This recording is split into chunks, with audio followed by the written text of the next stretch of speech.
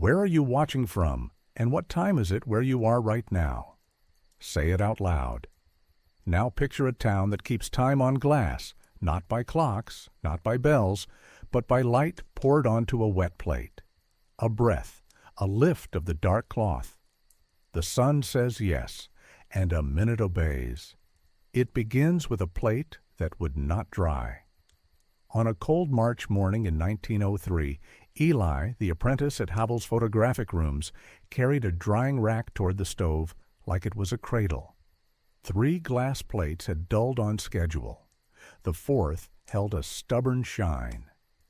It was the widow Greeley's memorial sitting, mother in black, 2 children wrapped in stiff patience, a ribbon around the boy's arm for the lost father.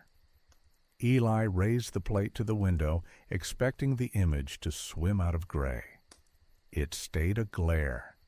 He touched an edge and felt the thin skin of chemistry flex under his thumb. Mr. Havel came in from the front, where he arranged cabinet cards in tidy pyramids for mothers to covet.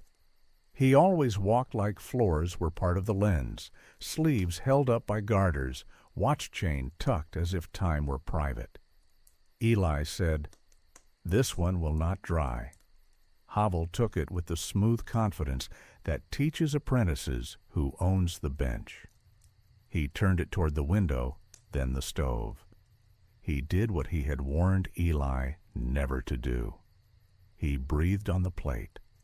A living breath fogged the silver. Inside that brief bloom, a shape appeared at the widow's shoulder. Not a flare, not a stain. Shoulder, collar, the soft edge of a beard, even a hint of a watch chain, standing where the wall should be. Havel ducked under the dark cloth, then drew the plate out again. The bloom was gone, the figure with it. "Your eyes are tired," he said, and set the plate back by the stove. "Give it time." The widow waited in the front room, jaw set into grief's right angle. Havel had posed them carefully. Chin rest, drape pinned, a small clamp hidden at the toddler's back to make stillness look like virtue. He had counted the exposure in a low German rhythm. The widow paid half in coins, half in eggs, and left with that jaw unbent. Eli watched the plate. Outside, Main Street performed the usual: a milk cart, a messenger boy, a dog inventing worries. Inside, the room smelled of ether, vinegar from stop bath, coffee, and wood smoke. The plate refused to lose its shine. He carried it under the north window of the work table and said, "Sir, there is something in it." Havel said, "There is a widow and 2 children in it. Do you mean something else?" Eli turned the rack so the light made the surface honest. "There is a man who appears when I breathe and leaves when I do not." Havel said, "Then stop breathing." It was half a joke and half a rule. The bell tinkled. The minister's wife stepped in and admired what she was not supposed to touch. She put a finger on the plate's edge. A fingerprint in wet collodion is an instant sermon. Eli moved the rack too quickly. She apologized and went to the sample wall. Havel told Eli to wash it again and again until it learns manners. In the back, Eli worked the polite, slow ritual. Developer as patience. Water until clear. He set the plate near the stove once more and cracked the window to trade heat for air. He breathed without meaning to. The man rose faintly again, a soldier made of mist on a hot road. The lapel, the beard, a suggestion of chain. Then nothing. He should have kept it to himself. He told Ruth. Ruth taught drawing at the schoolhouse and numbers on Wednesdays. She had a way of speaking fractions that made boys sit up and a way of saying names that made girls feel counted. Eli liked how her eyes chose a fact and stayed with it. He ran through the alley, called her to the back room, and showed her the trick of breathing. She watched the man come and go once. She said, "Who owns a wall when light borrows it?" Eli said, "Mrs. Greeley paid for the sitting." Havel owns the plate until it becomes paper. I own the thumbprint. Ruth said, Who owns that man? Eli said, He is a chemical artifact. Ruth said, He is an argument. Havel disliked finding school chalk near his silver. He disliked Ruth as witness. Miss Ruth, he said politely, the ether is in a mood. Ruth answered, Your plate is telling on the room. Havel said, Plates tell only what decent people ask them to. Eli said, This one has opinions. Customers came through the afternoon. The minister himself, a traveling insurance adjuster with a face trained to be politely suspicious. A young couple with a baby whose hair did not negotiate. The adjuster drifted toward the work table because attention is his food. Trouble with a plate, he said. Nothing trouble will not leave when asked, Havel replied. The adjuster asked about retouching, pencil, pen, or brush. Havel said, I use what light gives me. Ruth, soft but not quiet, said, And a needle sometimes. Havel kept an etching needle in a leather sleeve.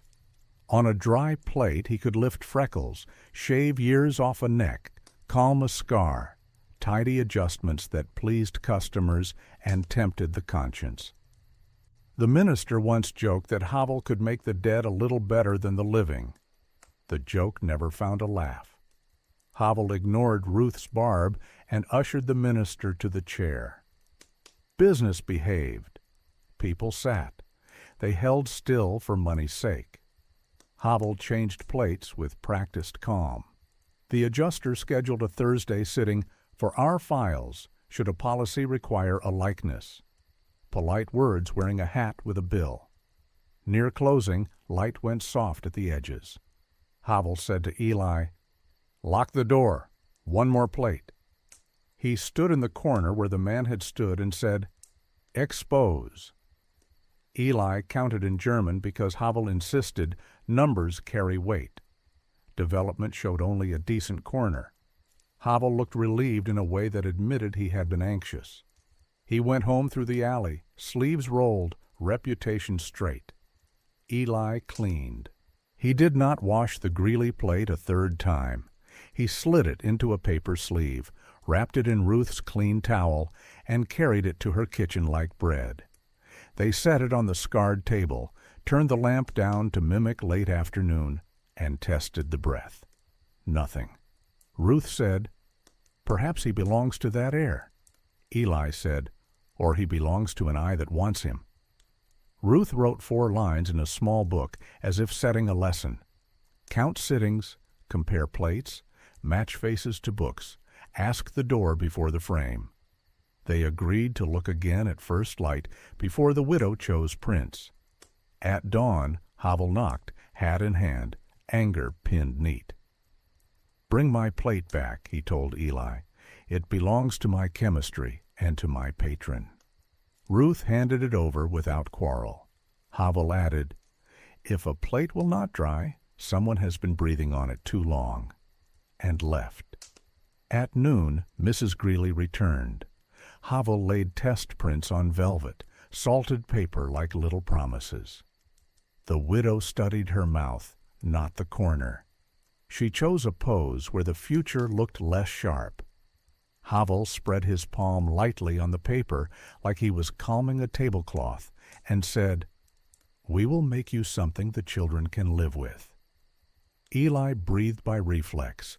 For an instant, the man was back where the wall should be. Eli saw. Havel saw Eli see. The widow did not. By afternoon, the insurance adjuster came again to confirm Thursday. He asked to watch a retouch. Havel declined. The adjuster looked satisfied anyway, as if a refusal had told him exactly what he wanted to know. Ruth visited the church to look at the burial book. She copied 3 Greeley lines onto a scrap and folded it into her pocket. At the schoolhouse, she opened her notebook and added a 5th line. Who profits when a face forgets? Eli sent to the general store overheard two men talk about last year's accident at the mill and the claim that never paid. No likeness on file, one said. No proof he was himself, the other answered, as if a name needed a photograph to count. He carried the remark back like a sharp chip in his shoe. That evening, Ruth and Eli returned to the studio with the broom and bucket that gave them a reason to be in the back room. Havel, counting plates, did not object. Ruth stood at the threshold and watched the light change on the wall where the figure had once stood. She traced in air the shape of a shoulder and a beard. "If you can put a face on a plate," she said quietly to Eli, "you can take one off." Eli thought of the needle in its sleeve and the traveling adjuster smiling like a man who already owned the ending of a story. He thought of the clamp at the toddler's back, small, precise, hidden. He thought of a widow choosing a mouth and not a corner. He thought of a plate that would not dry until someone breathed life into the lie, or breath out of the truth. They left as the depot whistle folded the day. Ruth wrote one more sentence before sleep. Light keeps 2 sets of books unless you make it read aloud. The first thing Ruth asked for was the needle. She did not ask sweetly, and she did not ask in front of customers. She waited for Havel to pause between plates, folded her arms like a person prepared to be told no, and said, "Show me the tool that makes sorrow forget its face." Havel's eyes flicked to the dark room like a man checking where witnesses might be. "Studios have needles the way schools have chalk," he said. "Both are harmless if the hand is good." He opened a narrow drawer, set a little leather sleeve on the bench for a breath, then slid it shut again. A retouching point for flyaway hairs and the mistakes God makes when he is in a hurry. Ruth asked to watch him work. Havel agreed on one condition: stand to the side and keep your mouth still. He chose a paid plate, a farmer's wife who wanted pock softened, and laid it on the retouching stand, glass up over a milk glass pane. He rubbed a pinch of graphite on the back to show every hard dot silver insisted on keeping. Then the needle came down. Tap, feather, tap, not erasing, persuading. The dot became a whisper. "Less cruel," he said, "not untrue." Ruth studied his rhythm more than the result. She noticed what he avoided. He never drifted toward the back corner where Eli's breath had once pulled a man out of the wall. While Ruth watched the needle, Eli watched paper. Havel kept the sittings ledger unlocked. Order, he believed, was its own guard. Eli copied every Greeley entry into a school notebook Ruth had given him for numbers that catch liars. Last year's portrait of the husband, the funeral season group, this week's memorial sitting. He added a second column labeled "Who Else in Frame" and left a third blank because he did not yet know what to name it. When he looked up, the insurance man was at the counter again, reading cabinet cards the way bankers count bills, slow, polite, thorough. He gave his name as Mr. Bram. He admired the light, the smell of chemistry, the way Havel folded paper with 2 thumbs and a kind of ceremony. He asked questions that would not be nosy if you had never met a man paid to be nosy. How many plates per day? How long for proofs? Whether families requested corrections before prints were made. He liked the word corrections, the way one might like the word deviations if one were paid to approve them. "A photograph is a likeness, not a court record," Havel said carefully. "We present the face the family recognizes." Bram smiled like the studio and the office belonged to the same decent world. Ruth walked to the undertaker with the calm of someone buying thread. He was a thin man, hands folded like a refusal. He remembered Greeley's burial, winter sun, a preacher who did not rush. He remembered an odd request from the widow's brother, a cabinet card of the deceased tucked under the pillow, so the girls would not forget their father's eyes. He kept a receipt book with evidence glued to it, a faint contact print beside the line item. The mouth on that miniature was closed the way Towns remembered it. Ruth traced it lightly. Would you say Havel returns the dead kinder than they were? I bury, he said. I do not edit. Eli went to the mill and read last year's accident report under the foreman's practical stare. 3 paragraphs, numbers, words that did not look away. The belt snapped. Greeley was thrown. The face was not suitable for family viewings. Eli wrote in his notebook, face not suitable. He added, widow seated with clamp. He added, retoucher owns a needle. On Thursday morning, Bram returned with clean cuffs and manners. He asked for a straightforward likeness, for the file. Head and shoulders, full face, neutral. He added, as if quoting a prayer, that he could steer policy work to studios that produced useful clarity. Exposure, develop, wash. On the rack, Bram looked like a man whose job was to study what grief could afford. He paid in coins that made an honest sound and promised to collect proofs on Friday. He lingered in the doorway as if to make sure the room had not taken anything from him. In school that hour, Ruth gave the children a strange assignment. Copy your family cabinet cards, but start with the mouth. Not the hair, she said. The mouth tells the day. Some drew smiles, some drew tired lines. One girl drew a mouth pressed so tight it looked like arithmetic. Who is that? Ruth asked. My uncle? The name echoed from Havel's ledger. Alone once, with a brother once, in the background of a funeral once. Ruth wrote the name beneath the blank third column and finally titled it, Who Profits? Back at the studio, Havel prepared the Greeley proofs. He softened the boy's mourning ribbon so it looked less like a flag and more like a memory, and then stopped his hand before it touched the widow's mouth. He did not step near the corner. Ruth asked, What decides for you when you touch a mouth? Whether the day already punished it, Havel said, washing his fingers until the ether smell faded. He looked like a watchdog who knew all the paths and could not walk them forever. Eli tried a test he should not have tried. He pinned a stamp-sized square of black paper to the wall where the breath man had appeared, posed Ruth where the widow had sat, and gave the plate a short, careful exposure. In development, the paper printed as a darker square, an honest void inside the gray. He repeated the sit without the paper. No square. The wall takes instruction, he said. So do people, Ruth answered. That evening, Bram returned for his proofs and slid 2 cabinet cards from another town across the counter with a neighborly smile. Examples, he said.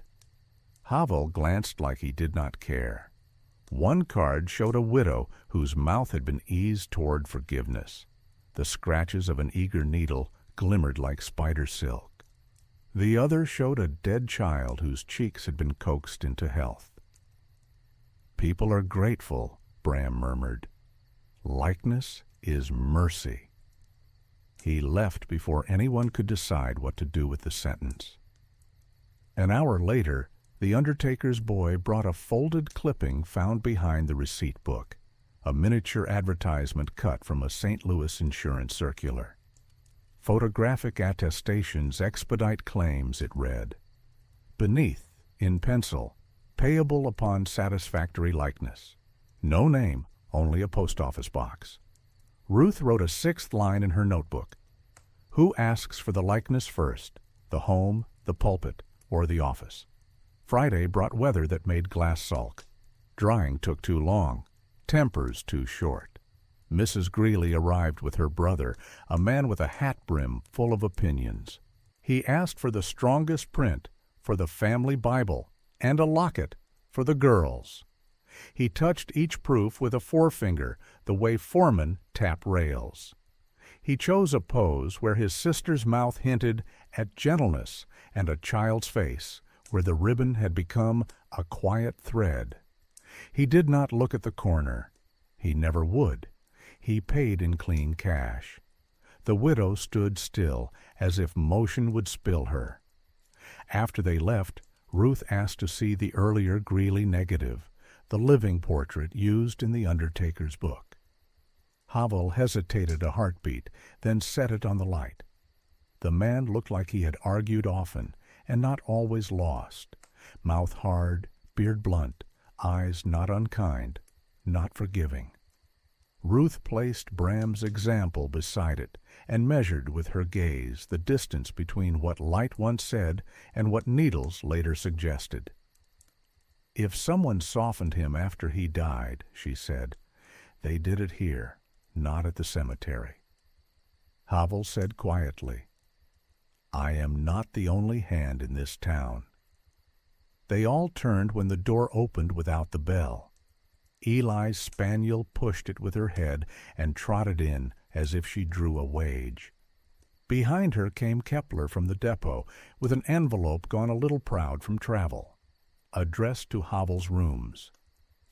Inside, a letter on insurance paper thanked the studio for cooperation in standardizing likeness, praised conscientious retouching, and included a neat card, required attire for attestations, serious mouth preferred, no signature, only a city address and the initials M.B. Havel, folded the letter once, then again, like smaller paper, would carry less gilt. Bram had not signed it, but Bram had written it in everything but ink. Ruth set the card on the counter where anyone could read it and lose respect. A mouth is not attire, she said. It is evidence. Eli looked through the window at Main Street. Mothers, hats, a wagon, ordinary people who trusted paper because paper never changed its voice when it was tired. If we weigh grain in sight, he said, we can weigh faces in sight. Ruth nodded. Public exposure, she said. At the studio door, no stage tricks. Place a plate on the stand and let daylight judge. Ask the town to breathe. Havel closed his eyes like a man listening to the future get its boots on. Then he exhaled and said, Saturday, before noon. If people are going to call me a magician or a liar, I prefer the accusation to have daylight on it. He unwrapped the retouching needle and laid it on the glass as if it were a witness. Eli wrote a notice in Ruth's clean hand and pinned it outside. We will show how a face travels from plate to paper. Bring your own breath. By 10 on Saturday, the studio steps looked like church without the hymnals. Farmers in clean shirts, women in dark Sunday dresses, children in boots that argued with the dust. The depot man leaned on the railing as if trains could learn manners from crowds. The undertaker stood back with his hands folded like he had brought nothing to sell. Even the spaniel lay square on the threshold, a brown comma in a sentence the town wanted to read. Havel had propped the door with a crate and dragged his retouching stand into the light where glass could not pretend to be shy. On the counter, under a small card that said needle, he had laid the point in its leather sleeve, like a witness who would speak when spoken to. Ruth wrote 3 words big enough for old eyes on a slate beside the door. Breathe, look, decide. She set a second slate on a chair and wrote rules for daylight like she did for numbers in class. 1. No touching plates. 2. No shouting. We cannot hear later. 3. Stand where the light is even and no one owns the corner. Eli added a 4th in pencil and underlined it. 4. We will name what we see. Mrs. Greeley came early and stood in the shadow of the doorway with the baby on her hip. Her brother arrived at the same minute and took the visible place in front, like a man ordering lumber. Bram slipped in with the second wave and did not seek the front. He found a place near the wall where he could watch three things at once: the plates, the faces watching the plates, and the way a story hardens when people nod. The minister came, and the minister's wife, and men from the mill who had opinions about belts and a right to them. The sheriff leaned on the door frame and looked like a man who would prefer a drunk to arrest to an argument he might have to testify about later. The gong of someone's farm clock carried as if time wanted a seat. Havel lifted the black cloth and placed the first plate on the stand, one of his own practice exposures, a still life of the retouching table he had made at dawn, so no one's grief would be risked. Milk glass, brush, the needle in its sleeve, a bottle labeled Fixer in his careful hand. "Here is how a plate looks when it behaves," he said. He tipped the holder to catch the open shade.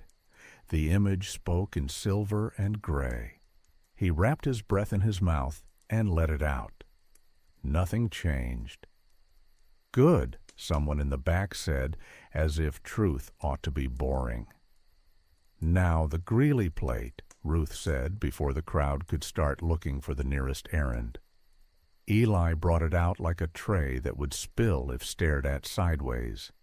He slid it under the clips. The widow in black. The boy with the ribbon, now only a thread of tone. The toddler clamped into stillness the way mercy clamps wildness into a seat. The corner where a wall should be a wall. "You will not always see what we saw," Ruth said, her voice carrying in the way numbers carry. "Breath is a thief and a friend." She breathed. Eli breathed. Two more in the front breathed, because breathing is contagious. For a second, the coroner obeyed. A pale shoulder, a collar, the suggestion of beard. Then the figure thinned and went, as if modesty had won a vote. A soft noise ran through them, like a wind that had lost its map. Mrs. Greeley looked at her shoes. Her brother said loudly, "Trick of light," as if volume were bail. Havel did the third thing he had promised. He showed the small test Eli had made with the square of black paper pinned to the wall. He set that plate on the stand. There, near the corner, an honest square declared itself darker than the gray around it. "A wall can be instructed," he said. "We prefer people not to be." He moved the paper square in the room now and pinned it behind Ruth's shoulder as she stood where the widow had stood. He made a quick exposure with the camera mounted on the tripod, cap off, cap on, the old rhythm in his wrist. He developed before the crowd with the tray on a tall stool, as if making bread in a window. The square printed as a square. The crowd accepted wood facts more easily than glass arguments. Heads nodded because squares were easier than ghosts. "Now retouching," Bram said in a courteous tone, and the word sounded like he had offered to carry a basket for a lady. "Show the town a harmless correction." There was the smallest grin on his face, like a man pleased to reach a known part of a map. Havel put the practice still life back under the clips, placed a second expendable plate of his own face beside it, and brought the needle to the light. He tapped and feathered a fleck on his cheek, narrating as if this had been a lesson he hoped to retire with. "Persuasion, not perjury," he said. "I do not erase. I soften where hammers have lived too long." He held both plates to the window. The corrected dot had become a whisper. Some of the crowd leaned in and then leaned back, satisfied that a craft could be contained by a craftsman. Ruth lifted the needle in 2 fingers and put it back on the glass like a judge returning a piece of evidence after a jury has looked and found it ordinary. "What about mouths?" she asked. Havel might have dodged if the minister's wife had not said from near the counter, "Yes, mouths." So he spoke the sentence he used when he needed both the truth and his reputation to survive. I will not move a mouth into a lie. If a family asks me to ease hardness, I ease what grief has tightened. Teeth remain teeth. Lips remain lips. If any of you find a mouth changed into another person's mouth by my hand, you bring it to me, and I will put the needle away. Bram was ready for that answer. He held up the 2 cabinet cards from the other town. Scratches caught the light like spider silk.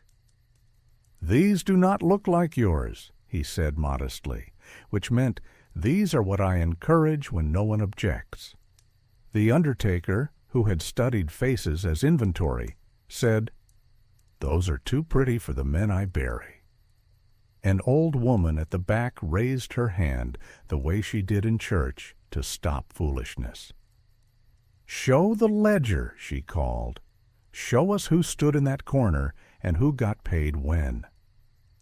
Ruth brought out the sittings book and laid it on the counter where people could step by in a slow river. She had already flagged the Greeley pages with slivers of ribbon the color of chalk. Names, dates, exposure notes. She had added her own neat column, Who Else in Frame, and the bolder column, Who Profits. People read their own names first because people are human. Then they read their neighbors' names. Then they read the line for the week a mill belt took a man against the timbers.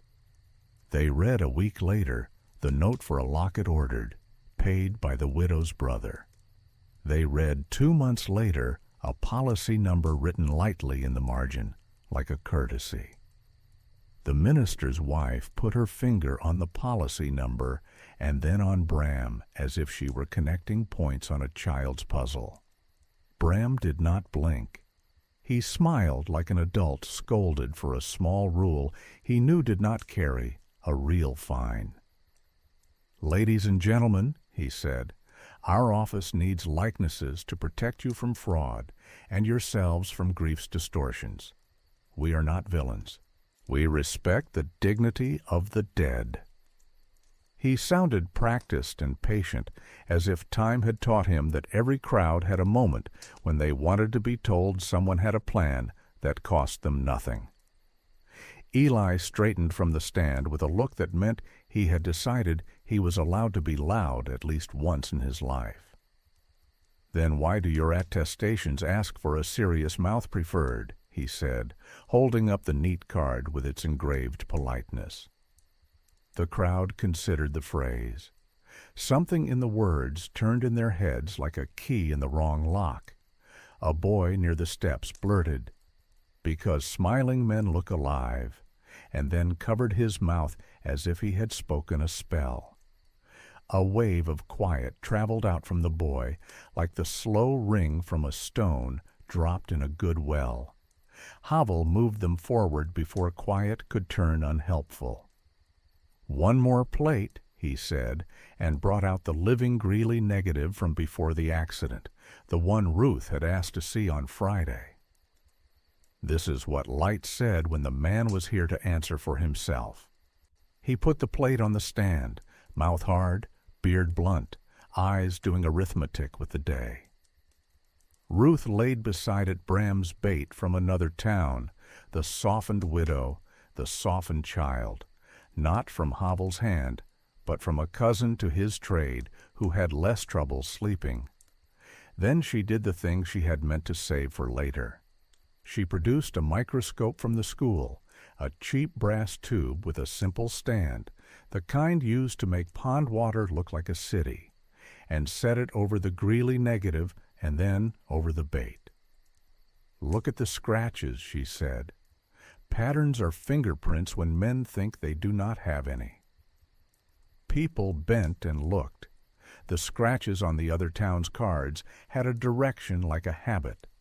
The schoolmaster recognized it first because he had corrected penmanship for 20 years.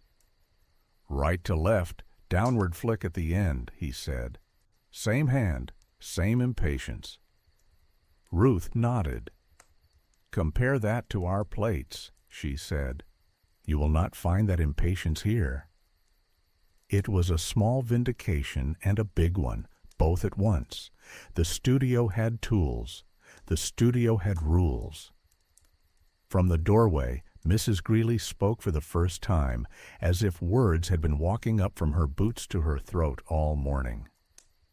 "If my husband's mouth is wrong in any print, do not fix it kinder," she said. "Fix it true."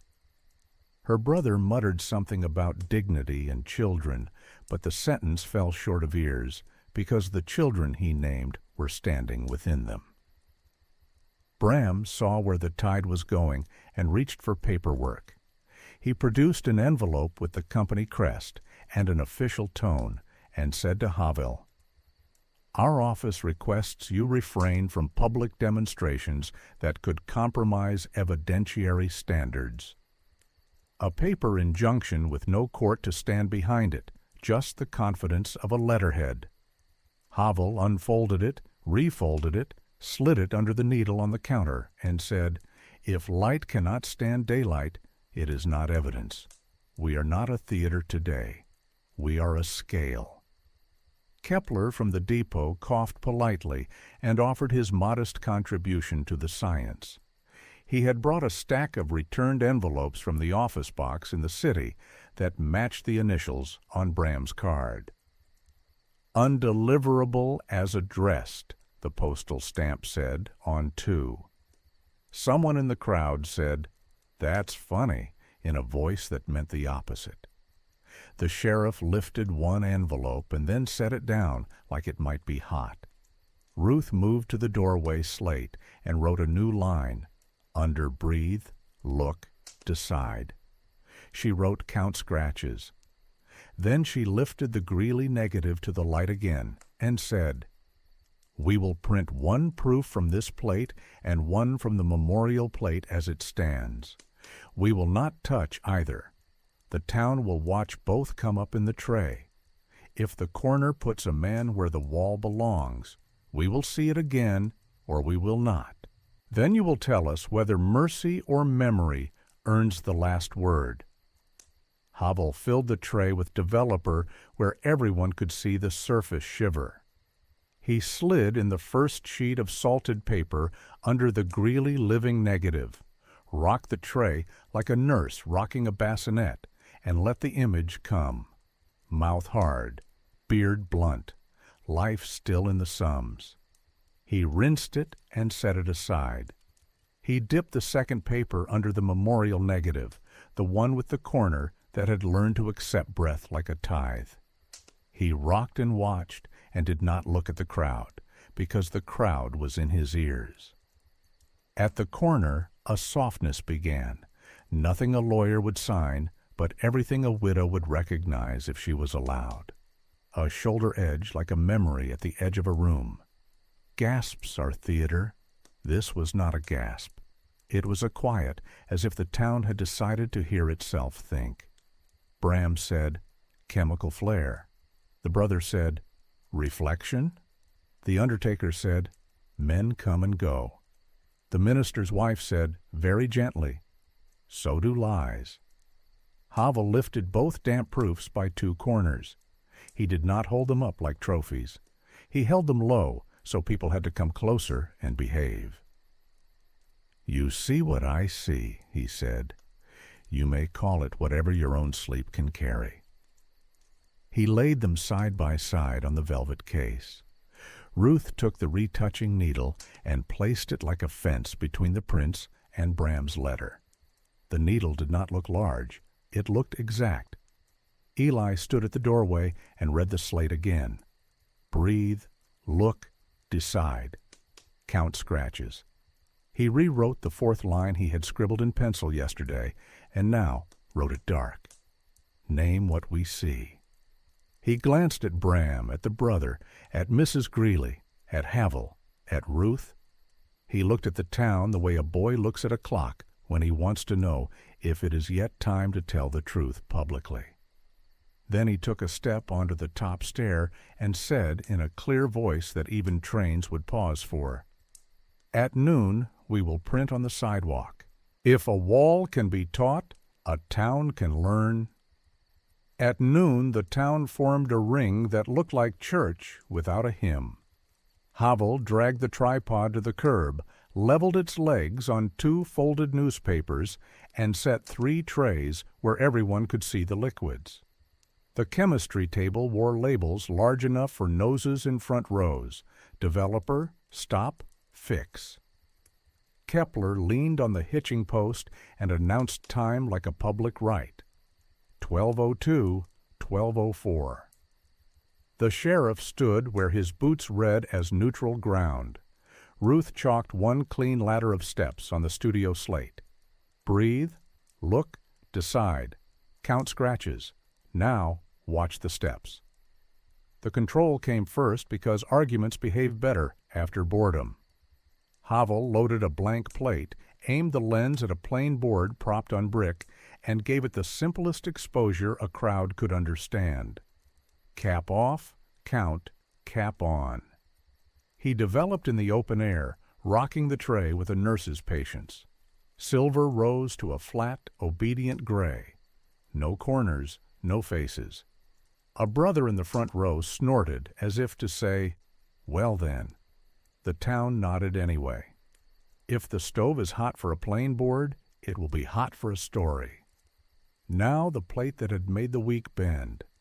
Eli set the memorial negative of the Greeley sitting into a printing frame, glassed down on salted paper, clamped shut with a satisfying click. "No hand between," Havel said, lifting it to the sun. No cloths, no masks, no charms. Ruth lifted her palm to the ring of coats and aprons and said, "Breathe if you like. Breathing is not a trick." The image came the way towns appear on long roads: first the porch, then the lapel, then the ribbon made modest, then the toddler steadied by a hidden clamp, then the widow's mouth that hadn't asked for mercy. Havel slid the paper to stop bath, then fix, then Kepler's bucket, water the town trusted more than Latin.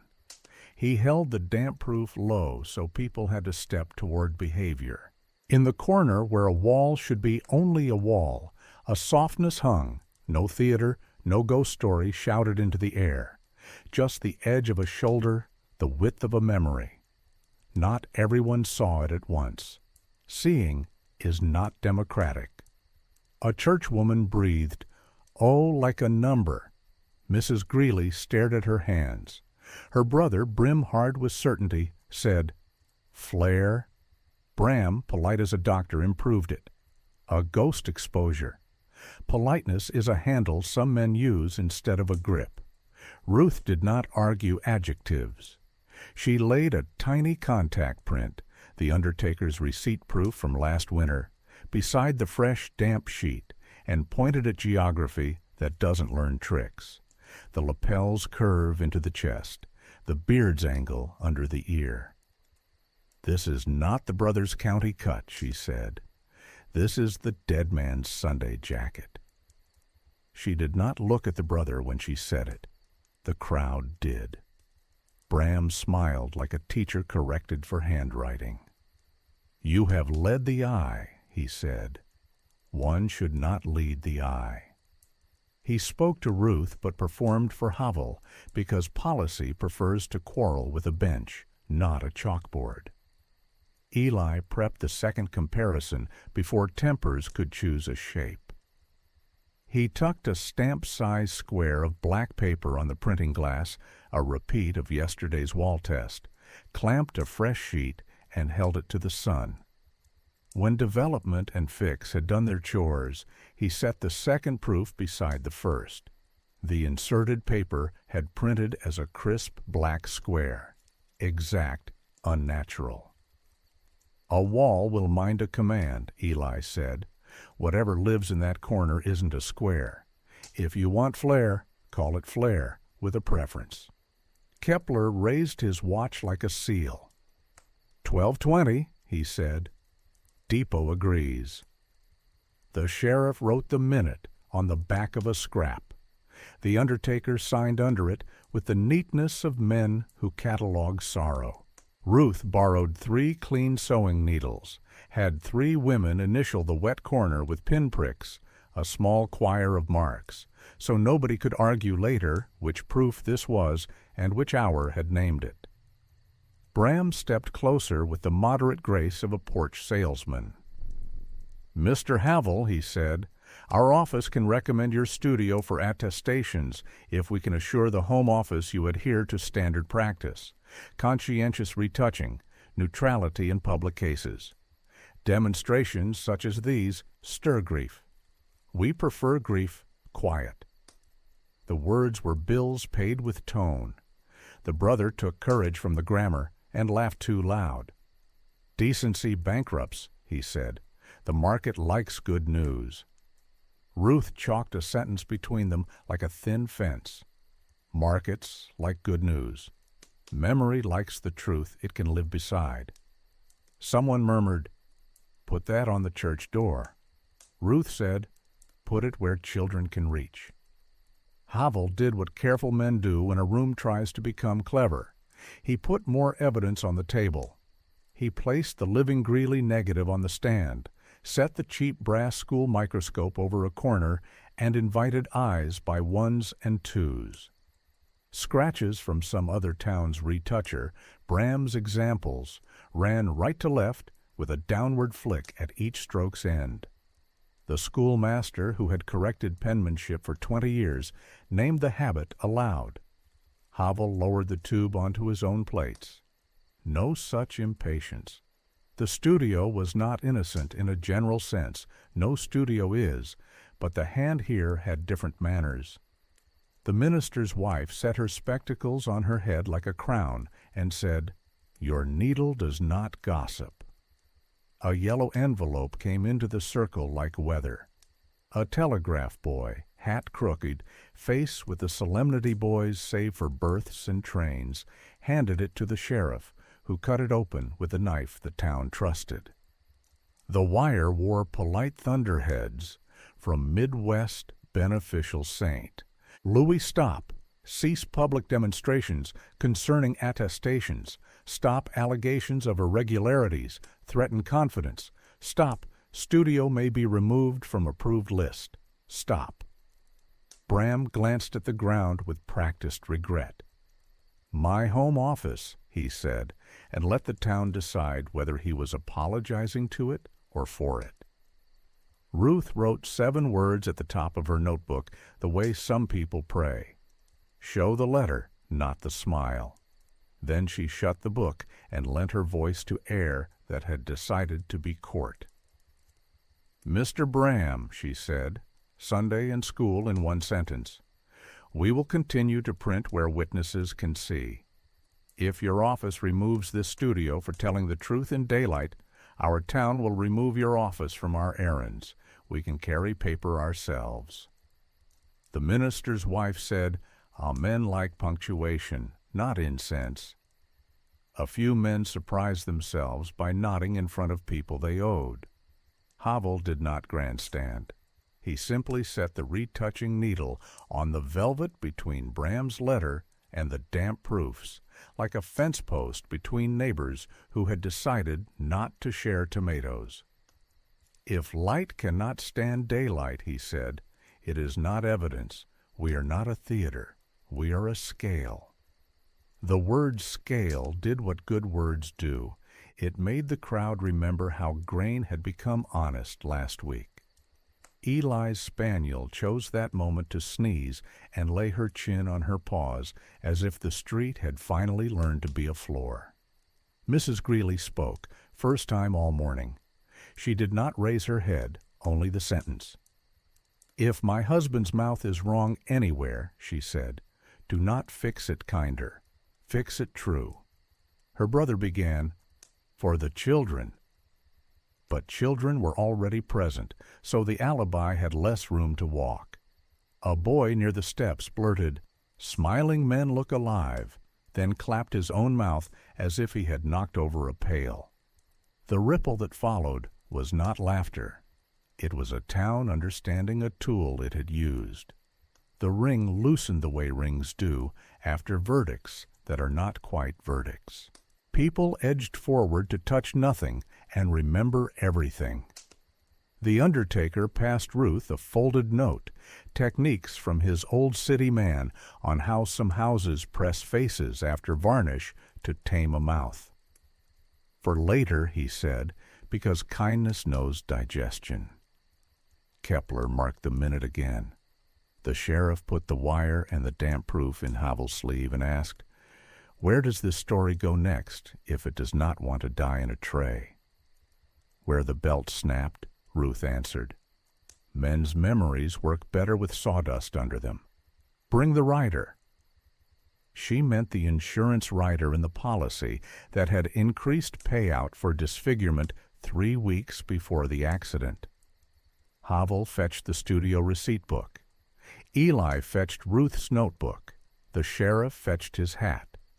The brother said loudly that the mill floor was no place for school teachers and boys. Nobody volunteered to repeat him. Inside, with the door propped and the crowd thinning into errands, they laid 4 columns on the counter: studio sittings, undertaker receipts, church burial lines, policy notes. The lines met like tracks at a switch. Names repeated where they should. One line did not belong, a rider added just before the accident, initialed by a clerk and witnessed by a name that was not Greeley and not his wife. The witness had a tidy courthouse surname, the Brothers. Eli did not speak right away. He put a finger on the rider, then on the undertaker's tiny contact print, then on the damp proof with the soft corner, then on Bram's engraved card that asked for serious mouth preferred. The locations made a sentence without grammar. The sheriff did not say, "Got him." He said, "We will ask the mill what it saw." Ruth shut her notebook with a soft, decisive sound. "Bring the proof and the rider. Bring the needle, and do not use it. Bring the boy who carries the scale."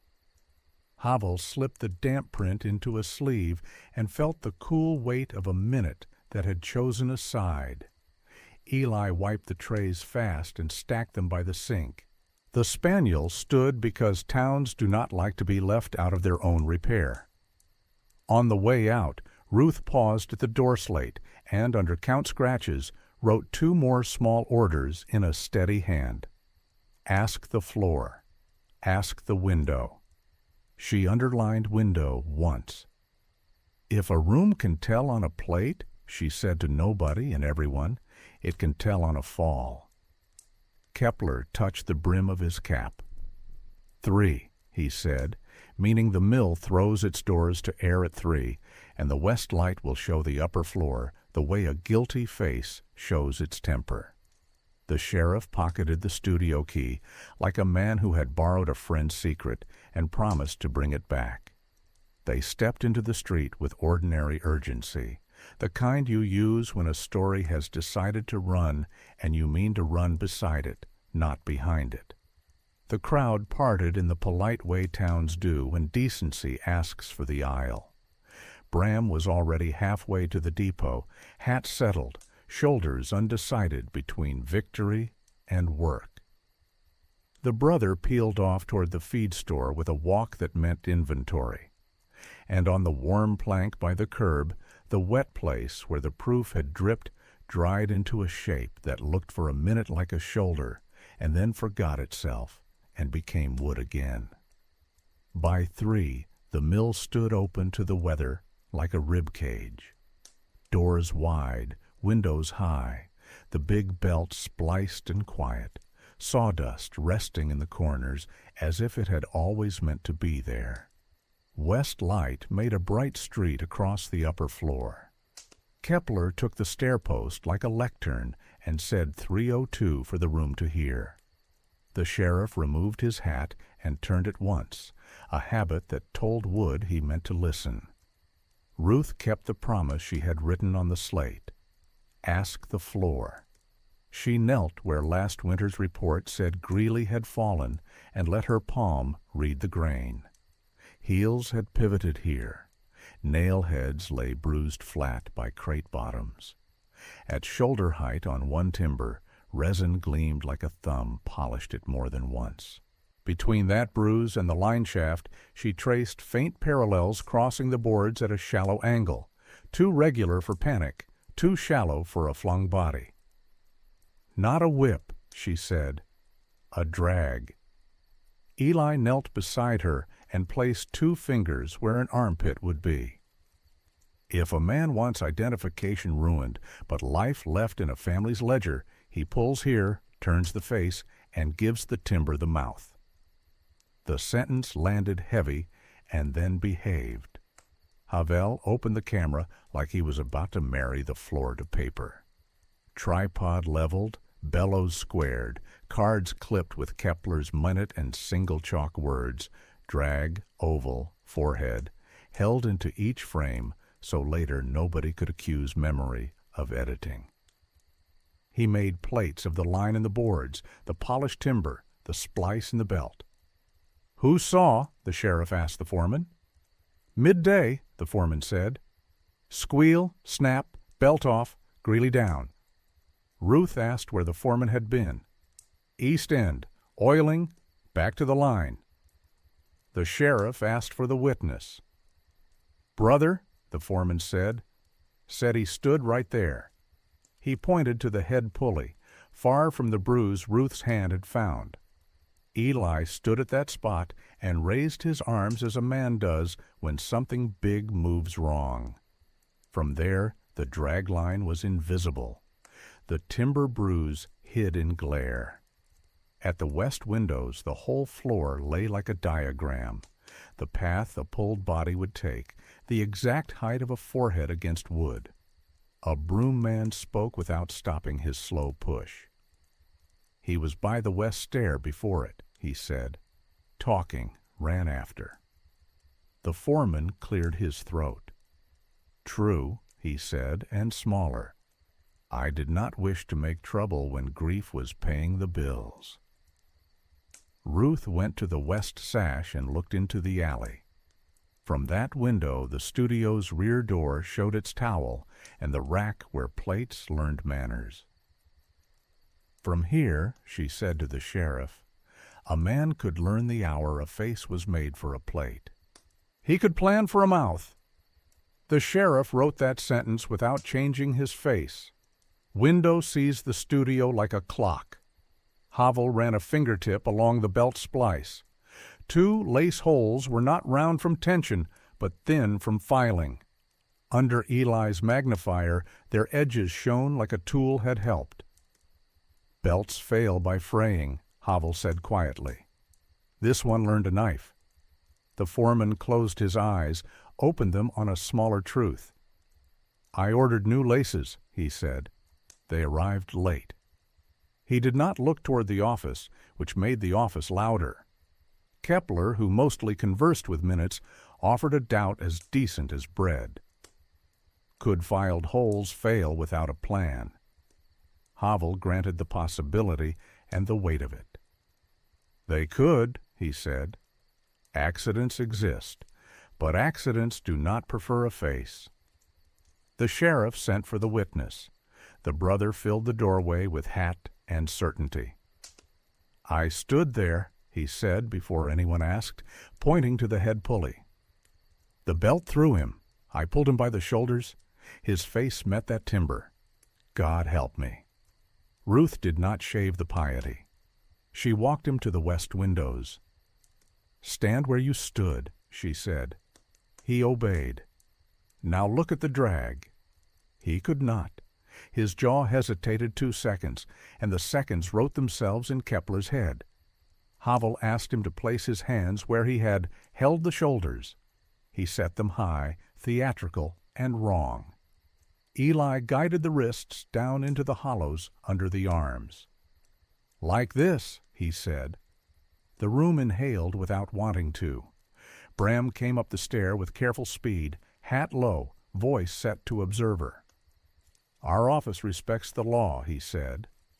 The sheriff handed him the policy writer, the neat clause that had raised the payout if disfigurement compromised identification 3 weeks before the accident. "Your form?" the sheriff asked. "It is," Bram said. "Witnessed by this gentleman," the sheriff added, tapping the tidy name that belonged to the brother. "It is," Bram said again. "Was there a doctor?" Ruth asked. Bram's smile flattened before it returned.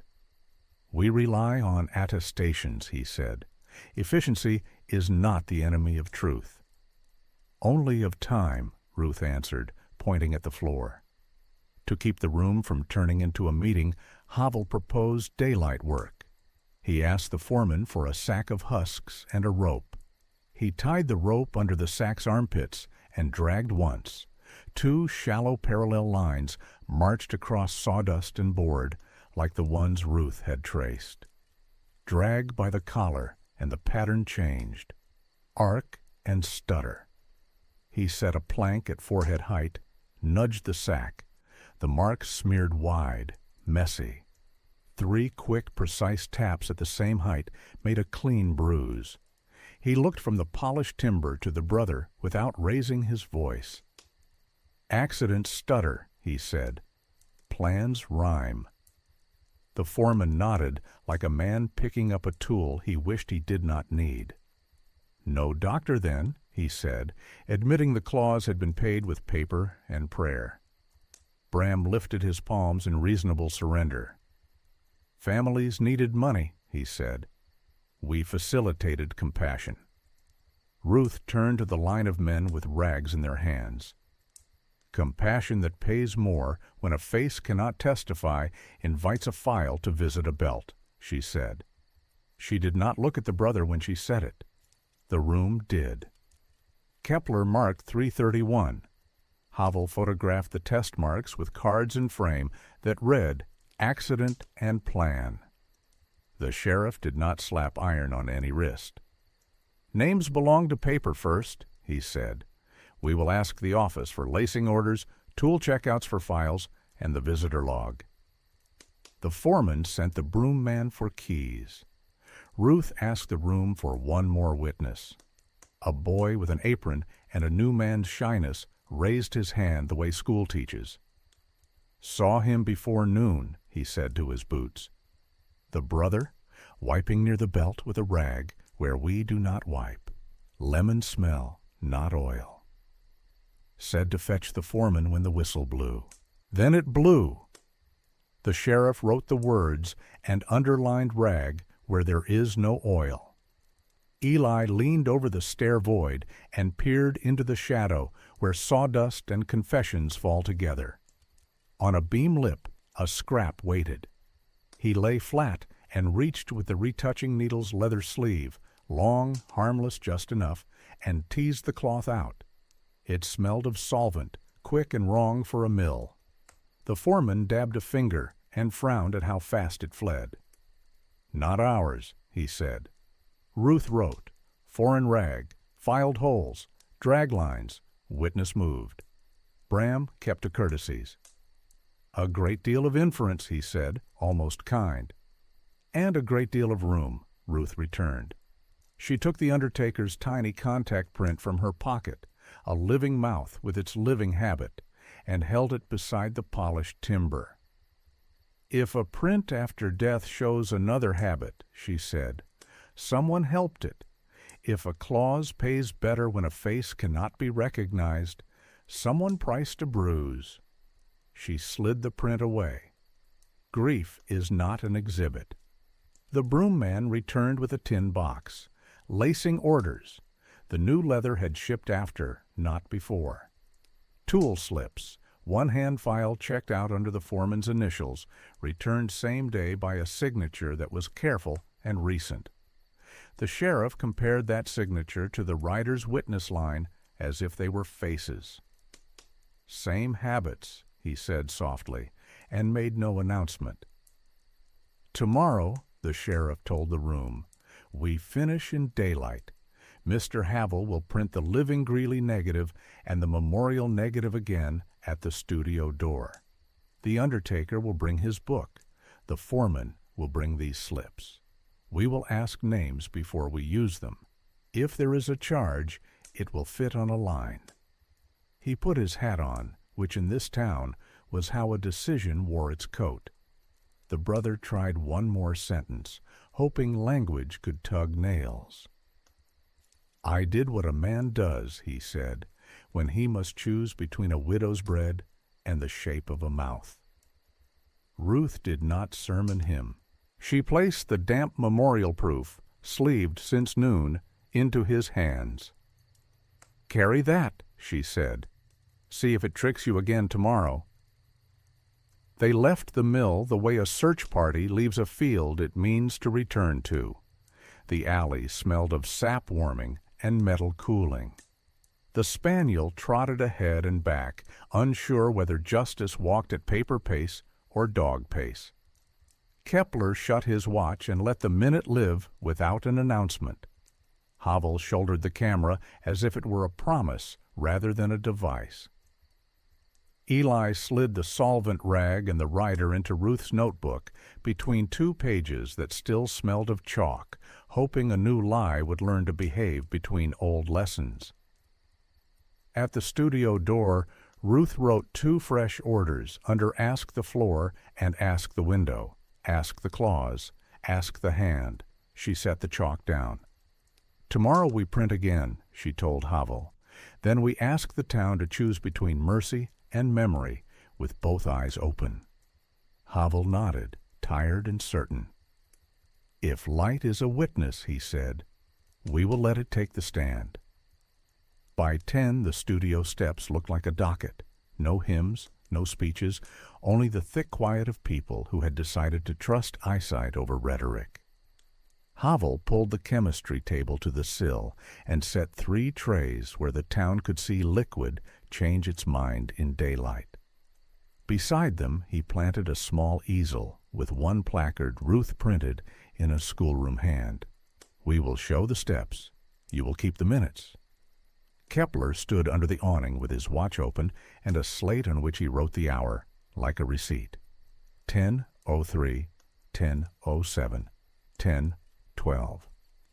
The sheriff leaned where yesterday's damp proof had dripped and dried to nothing. The undertaker held his book as if it had learned to be heavy. Eli filled a shallow pan labeled witness water from Kepler's bucket, so nobody could claim the rinse had chosen sides. Ruth made the room behave. "First," she said, "we print the living plate. Second, the memorial plate. Third, we set the undertaker's receipt print beside them.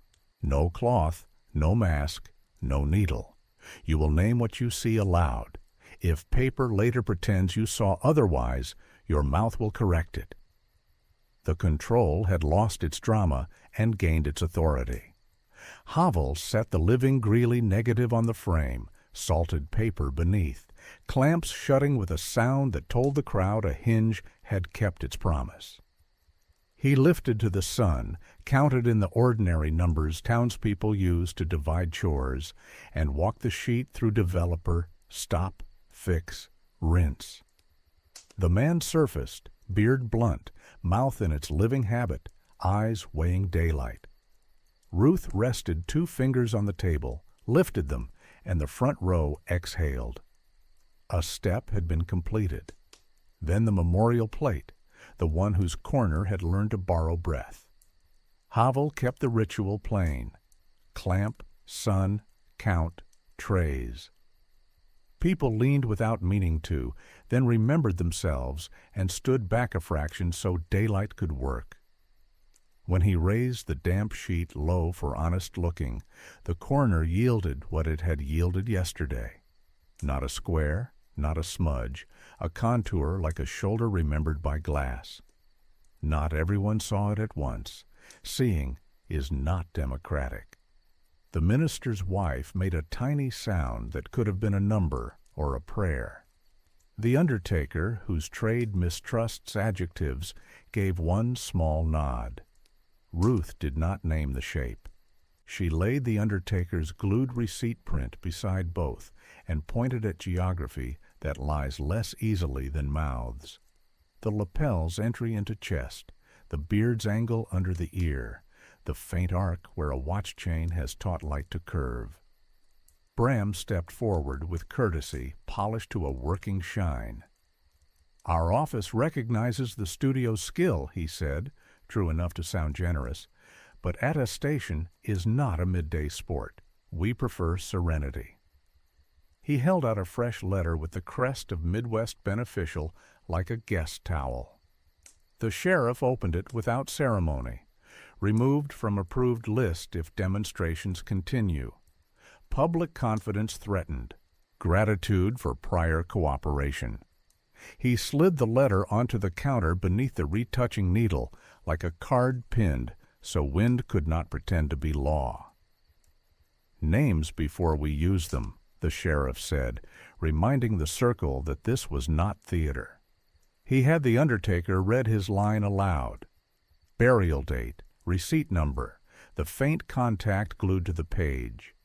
He had Kepler speak the minute each sheet met the fixer. He had the foreman hold up the lacing order slip and the tool check out for a file. He had the broom boy repeat, in his own plain words, the errand and the lemon-smelling rag near the belt. The boy did, looking at his boots. Ruth let him finish without rescue. Courage prefers to stand on its own legs. Havel stood aside for Mrs. Greeley. She did not touch. She looked at the living mouth once, then at the memorial print twice, then set her hand on the counter as if signing for bread.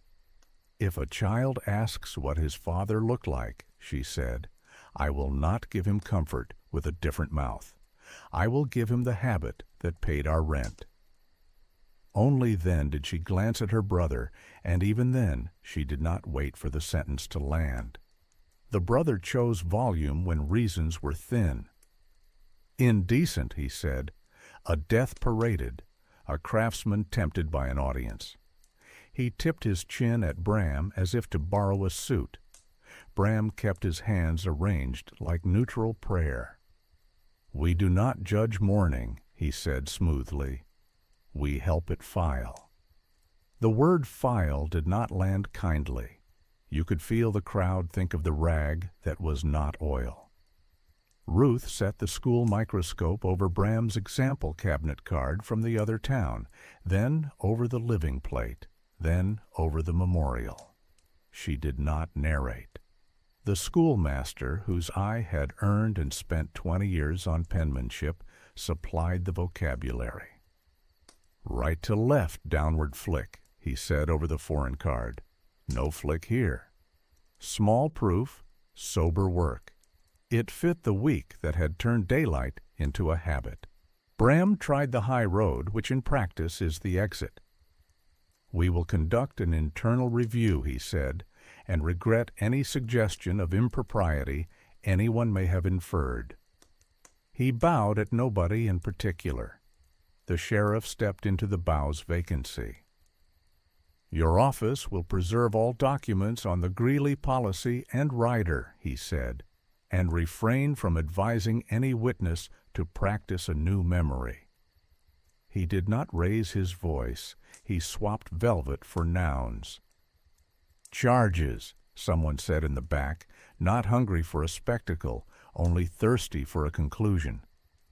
The sheriff did not say yes. He did not say no.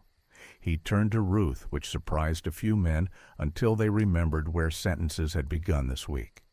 She did not cite a statute. She offered a rule. "We will mark truth before we argue law," she said. "Havel, show the register." Havel slid the receipt book forward.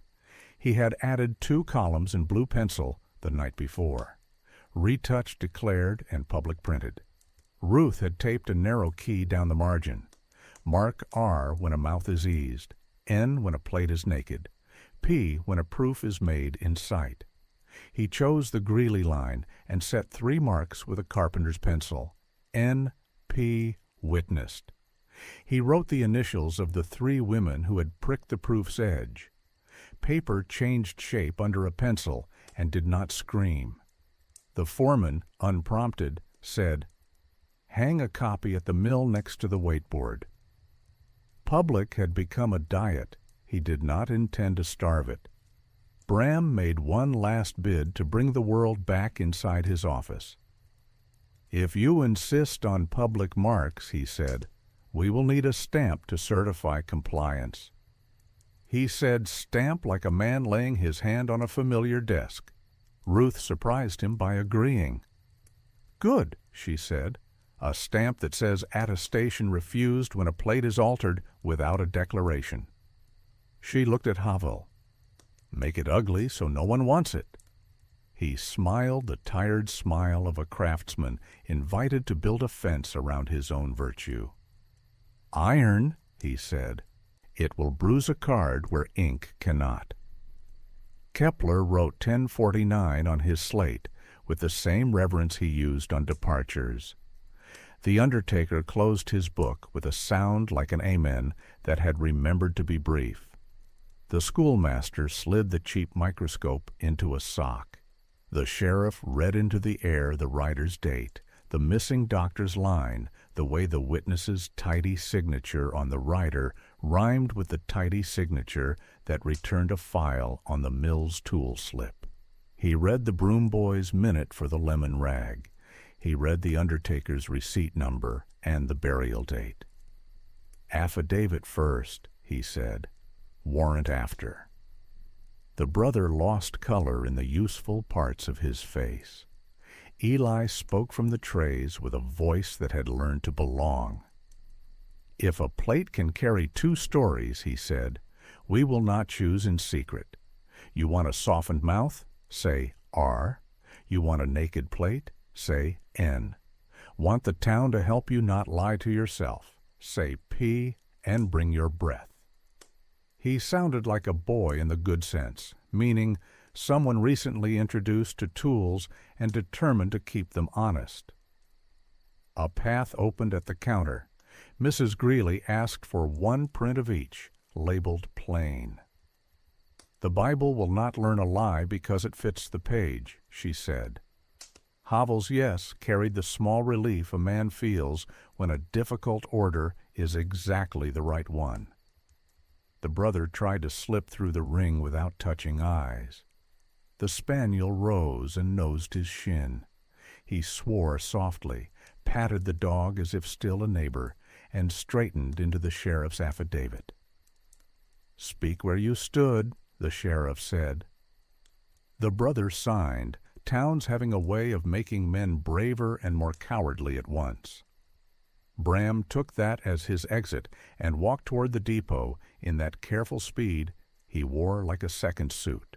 Havel washed the last print clean, placed it by Ruth's placard, and slid the retouching needle into its sleeve, then into a shallow drawer he had lined with a card Ruth had written in soft pencil. "We do not use this without saying so."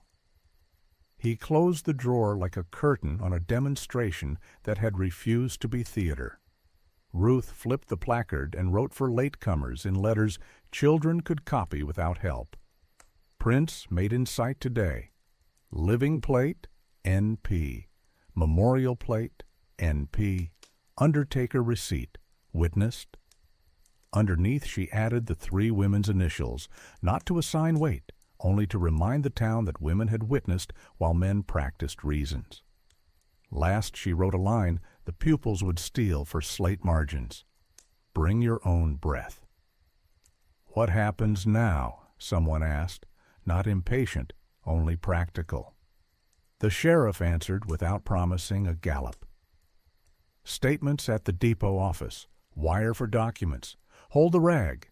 Ask a judge if paper can carry what we heard. If the law wants a man, it will write a sentence that fits him. Meanwhile, the register here will weigh what you do." He did not add, "Do not fight in the street." He looked at the foreman, who nodded in the way a man does when he understands which door to guard. People peeled off into errands. Wagons took back their clatter. Inside, the studio became ordinary again, in that forgiving way rooms do when truth stops performing. Ruth sat on the top step, chin in palm, like a teacher after a fair. Eli emptied trays, wiped them dry, stacked them mouth down. Kepler turned his slate and printed 3 letters neat as buttons: N.R.P. He underlined P once, a man who had learned that minutes are witnesses if given a place to stand. Havel set the fresh proofs on the rack with air between them so the day could decide they were different. He lingered a heartbeat longer than a man needs to linger in front of paper, then returned to the door. "If light is a witness," he said to Ruth, "we ought to keep it employed." "You will be tired," she said. "So will I. Tired is not a defense." The spaniel turned twice and chose shade. The room smelled of fixer and bread and pencil and the sort of kerosene that belongs to care. The undertaker lifted 2 fingers in a gentle goodbye. The sheriff tucked the affidavit into his inside pocket like a letter not meant to sweat. Mrs. Greeley stepped into the light with her child on her hip, and the kind of balance that does not ask permission. At the placard, Ruth wrote one more small sentence for the late and the doubtful, then tapped the period so it left a dot like a pinprick on a proof.